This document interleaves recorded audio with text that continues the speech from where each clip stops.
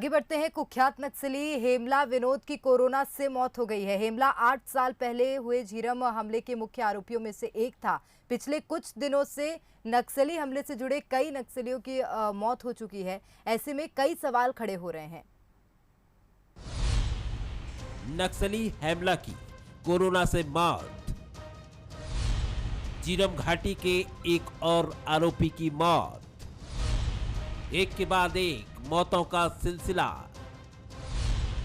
आरोपियों की मौतें कहीं साजिश तो नहीं? क्या कभी सामने आ पाएगा झीरम का सच? कुख्यात नक्सली हेमला विनोद की कोरोना से मौत हो गई है।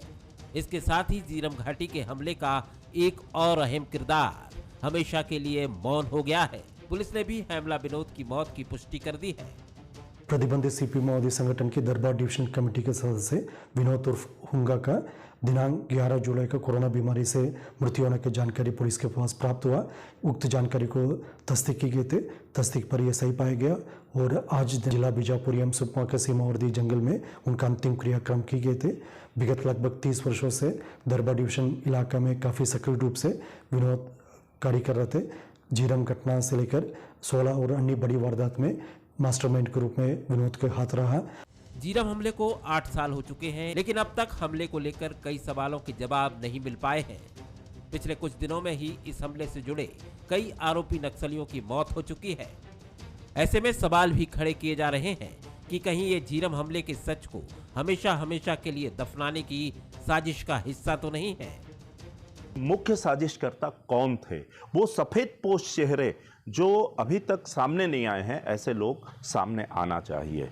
और अगर हम उनको पकड़ नहीं पाए तो मुझे लगता है ये झीरम सहित जो 40 अन्य मामले हैं या 40-50 जो वो मामले हैं जो जिनकी साजिश के बारे में लोग जानना चाहते हैं, वो उनका सच जो है वो सामने नहीं आ पाएगा।